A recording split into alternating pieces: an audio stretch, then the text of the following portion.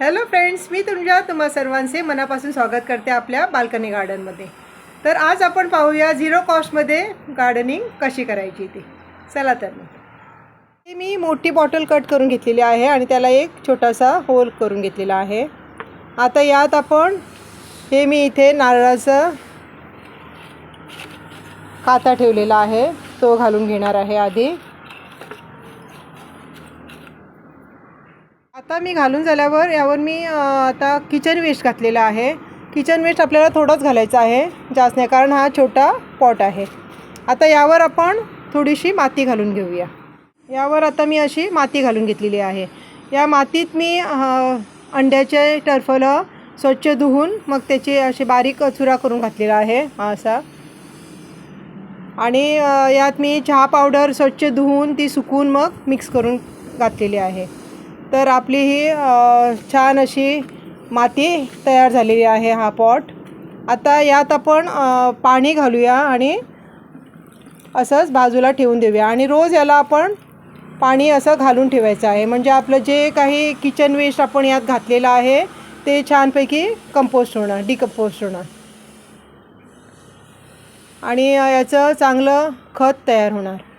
तर यानंतर आपण यात कुठलेही कटिंग लावू शकतो. या झाडाची मी एक छोटीशी कटिंग घेणार आहे. अशी कट करून घेते मी. हे बघा, अशी मी कटिंग ही जास्वंदीची कट करून घेतलेली आहे. आणि इथे मी थोडीशी प्लेटमध्ये हळद घेतलेली आहे आणि ॲलोवेराचं मी पान घेतलेलं आहे. याला आपण आता जेल ॲलोवेराचं लावून घेऊया कटिंगला. असं भरपूर असं जेल लावून घ्यायचं आणि आता हे हळदीमध्ये आपण असं सगळं रोल करून घेऊया.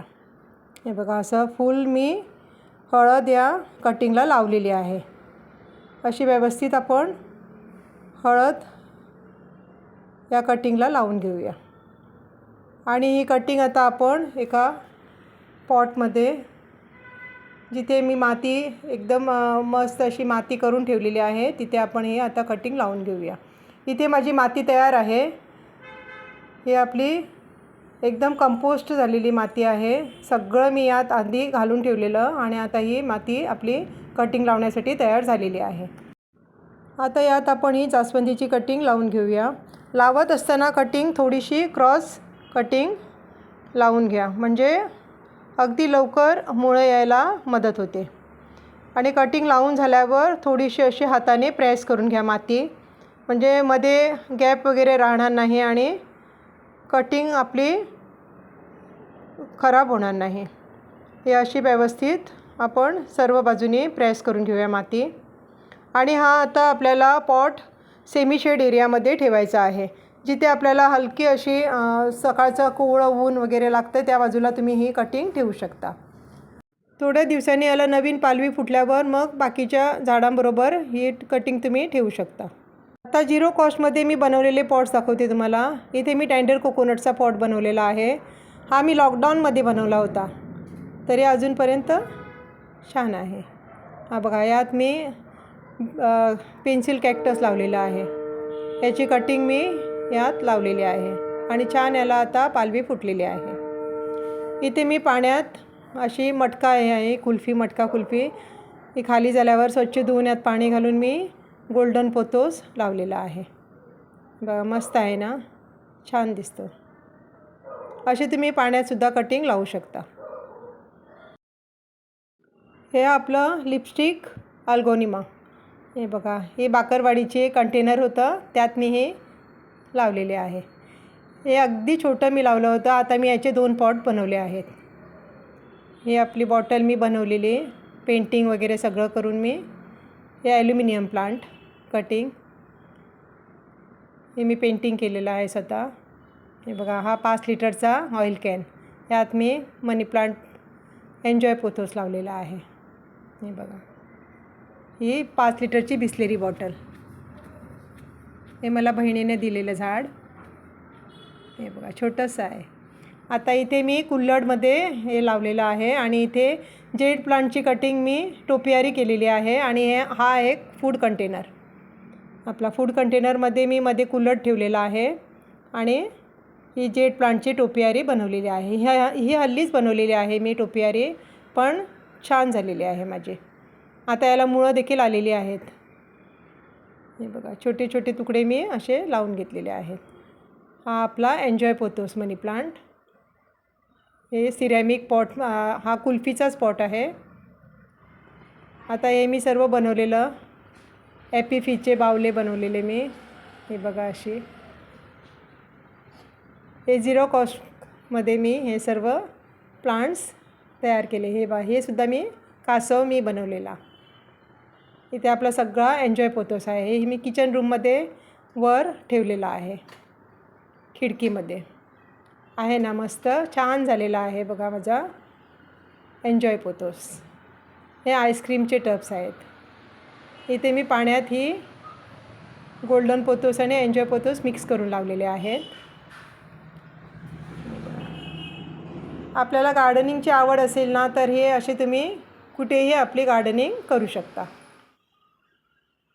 हे आपले श्रीखंडचे कंटेनर्स आहेत. हे बघा, बेबी आणि मम्मा छान दिसतात ना. Honey bee.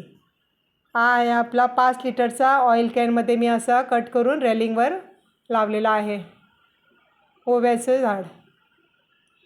हे मला बहिणीने दिलेलं कॅक्टस, अगदी छोटंसं दिलं होतं त्यांनी. हे बघा, आणि त्याला आता भरपूर असे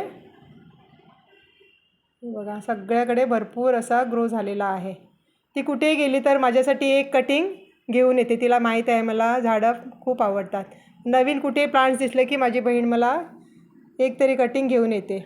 आणि मी कुठे गेली तर मी एक कटिंग आणल्याशिवाय घरी राहत नाही. हे बघा, हे सुद्धा माझं कटिंग हे हल्लीच लावलेलं, पण आता छान आलेलं आहे. आता याला कळे येणार, लगेच आता याला कळे येणार.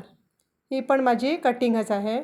मग किती छोटं झाड आहे, पण याला कळे भरपूर आलेले आहेत. तर यांना सगळ्यांना मी तांदूळ धुतलेलं पाणी घालते आणि आपली राहिलेली चहा वगैरे पिलेली चहाची पावडर स्वच्छ धुवून सुकवून मग घालायची. अंडी तुम्ही खात असाल तर अंड्याची टरफलीसुद्धा तुम्ही स्वच्छ धुवून त्याची पावडर करून झाडांना घालू शकता. किचन वेस्ट सगळं आपण झाडांना आपल्या घालू शकतो. तुम्हाला जागा वगैरे ऊन वगैरे असेल तर ती सगळी पानं वेस्ट आपलं सगळं सुकवून त्याला पावडर करून तुम्ही झाडांना घालू शकता. हे बघा, छान ग्रोथ झालेली आहे. फक्त एक छोटंसं आणलेलं आहे मी. 2 पॉट्स बनवलेले आहेत. लिपस्टिक अल्गोनिमा. असं मी हे तांदूळाचं पाणी दुपारचं मी असं ठेवून देते आणि दुसऱ्या दिवशी सकाळी मग यात आणखीन डबल पाणी घालून मी झाडांना, माझ्या सगळ्या झाडांना तांदूळाचं पाणी घालते. म्हणजे झाडांना पोषण पण छान मिळतं आणि झाडं आपली हिरवीगार राहतात आणि फुलं पण छान येतात.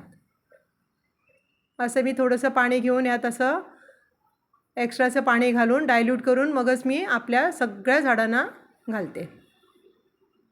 हे बघा, हे फर्मेंट झालेलं पाणी आहे, कारण दुपारचं पाणी मी दुसऱ्या दिवशी सकाळी सगळ्या झाडांना घालते. आणि झाडं पण आपली छान हिरवीगार राहतात, त्यांना पोषण पण मिळतं आणि फुलं छान येतात झाडांना. हे बघा, हे आहे बेबी सनरोज. याचीसुद्धा मी एक अगदी छोटीशी बोटभर कटिंग आणली होती बेंगलोरहून. आमच्या अखिलच्या कंपनीच्या बाहेर होतं हे झाड. मी एक छोटंसं कटिंग घेऊन आलेली. हे बघा, आता भरपूर झालेलं आहे माझं आणि आता याला फुलं यायला सुरुवात झालेली आहे. हे सन लविंग प्लांट आहे. याला भरपूर ऊन पाहिजे. जेवढं आपण उन्हात ठेवतो हे प्लांट तितकं त्याला कळे पण छान येतात आणि छान पानं वगैरे छान शायनिंग अशी हे बा आहेत पानं यांची अशी. हे आहे रिओ प्लांट.